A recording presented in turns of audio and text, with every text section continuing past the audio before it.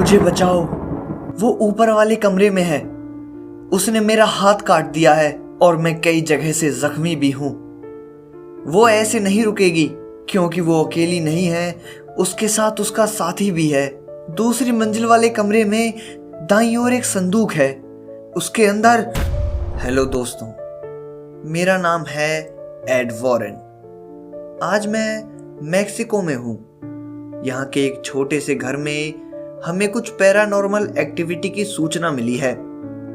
इस वक्त मेरे साथ मिस्टर एंड मिसेस सिंक्लेयर हैं और मेरे साथ हैं लॉरेन एड वॉरेन, जो कि मेरी पत्नी है। मिस्टर एंड मिसेस सिंक्लेयर का कहना है कि इनके घर में पैरानॉर्मल एक्टिविटी होती है। इनके घर का फर्नीचर अपने आप 12 बजते ही हवा में उड़ने लगता है और घर के अंदर कहीं से अजीब अजीब आवाजें आती हैं और एक बहुत बदबूदार गंध पूरे घर में फैल जाती है। इन्होंने हमें बुलाया है ताकि हम इनके घर की छानबीन कर सकें। तो चलिए शुरू करते हैं। हम ऊपर की तरफ जा रहे हैं। ऊपर 2 कमरे हैं, तो हम पहले वाले कमरे में जाएंगे। यहां काफी धूल है। लगता है मिसेस सिंक्लेयर ने यहां काफी समय से सफाई नहीं की है। तो जैसा कि हमने सोचा था, पहले वाले कमरे में हमें इतना कुछ खास नहीं मिला। तो अब दूसरे कमरे की बारी है। धीरे धीरे हमने वो पूरा घर चेक किया, पर हमें वहां कुछ भी नहीं दिखा। लॉरेन घर के दूसरी तरफ थी। अचानक मुझे उसकी चीखने की आवाज आई। मैं वहां भागकर गया। जब मैंने पूछा तो लॉरेन ने बताया कि उसे अपने ख्वाबों में एक अजीब और बहुत शैतानी शक्ति महसूस हुई थी। लॉरेन के पास ये खूबी है कि वो पैरानॉर्मल चीजों को अपने ख्वाबों में देख लेती है। जब मैंने उससे उसके चीखने का कारण पूछा तो उसने बताया कि उसे कोई बुला रहा है। उसे महसूस हुआ कि कोई बहुत खतरनाक शक्ति हमारा इंतजार कर रही है। वो काफी डर रही थी। ऐसा देखकर मैंने उसे हौसला देते हुए गले से लगा लिया। हम घर के अंदर सोफे पर बैठे थे। लॉरेन ने बताया कि इस घर में कोई खतरनाक शक्ति नहीं है, बस किसी का धुंधला सा साया है।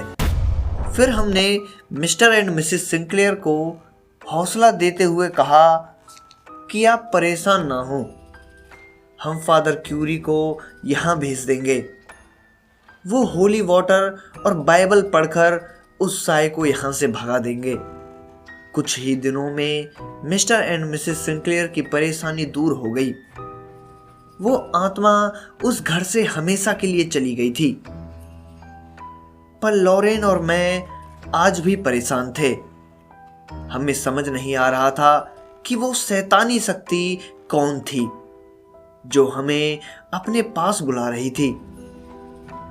लेकिन उस दिन के बाद वो ख्वाब लॉरेन को कभी नहीं आया। आज तारीख 22 मई सन 1974 है। आज दिन मंगलवार है। जैसे तैसे इस वक्त लॉरेन काफी खुश थी। वो उस ख्वाब को भूल चुकी थी। मैं भी उसके साथ काफी खुश था। लेकिन हमारी इस खुशी को मिटाने के लिए एक शैतानी शक्ति जन्म ले चुकी थी। शहर से काफी दूर एक मकान बना हुआ था।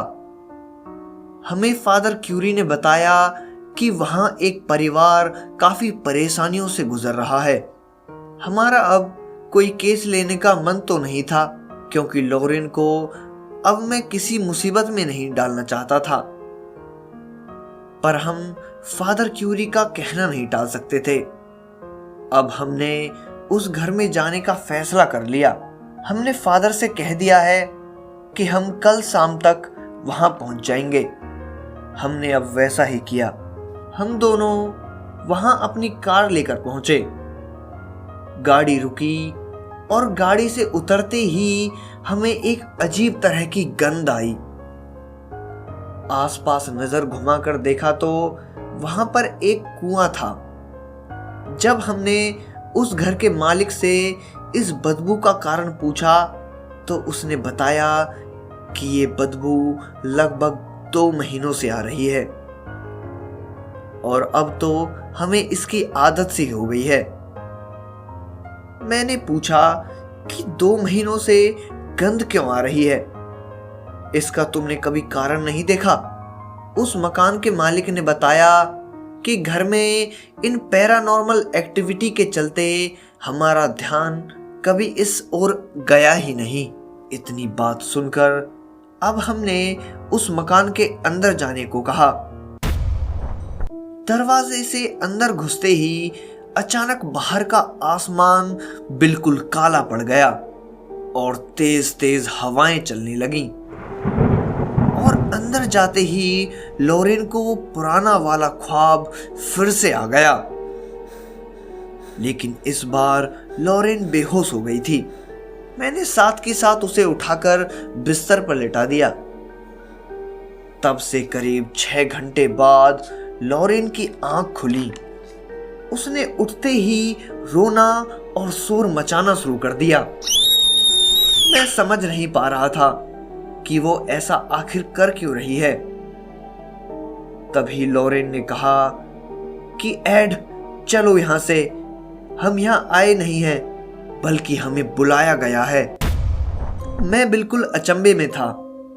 मैंने लॉरेन से पूछा कि तुम ये क्या कह रही हो, ऐसा कैसे हो सकता है? तभी मैंने वहां से तुरंत जाने का फैसला कर लिया। लेकिन मैंने देखा कि मेरे पास उस मकान का मालिक और उसका परिवार खड़ा हुआ था, लेकिन अचानक वो लोग कहीं गायब हो गए। मैं उन्हें आवाज लगाता हुआ जैसे ही कमरे से बाहर निकला तो अचानक दरवाजा बंद हो गया। लॉरेन वहीं अंदर थी। मुझे उसकी चिंता हो रही थी और मैंने उस दरवाजे को खोलने का हर प्रयास कर लिया था, पर वो दरवाजा टस से मस नहीं हुआ। मैं उसको लगातार आवाज दे रहा था। तभी मुझे किसी की गुर्राहट सुनाई दी और ये गुर्राहट मैंने पहले कहीं सुनी थी। आवाज आते ही मैंने पीछे मुड़ के देखा, परंतु वहां कोई नहीं था। बस घर में काला अंधेरा था। तभी उस अंधेरे में मुझे लॉरेन का चेहरा दिखा। वो चीख रही थी। मैं साथ ही साथ उस अंधेरे में कूद पड़ा और अचानक किसी बहुत बुरी काली शक्ति ने मुझे दूर फेंक दिया और मेरे हाथ पैरों पर चोट लग गई। और तभी उस काले अंधेरे से एक काला भयानक साया बाहर निकला और उसे देखकर मेरे होश उड़ गए, क्योंकि वो तो वही काली शक्ति थी जिसे हमने आज से कुछ साल पहले खत्म किया था। तो फिर ये वापस कैसे लौटी? मेरे मन में पल पल नए से नए सवाल और चिंता अपनी जगह बना रहे थे। मुझे याद था कि लॉरेन ने इसका कुछ नाम लेकर इसे पाताल पहुंचाया था, पर वो नाम मुझे याद नहीं आ रहा था। तभी उस नन की आत्मा ने मुझ पर हमला किया।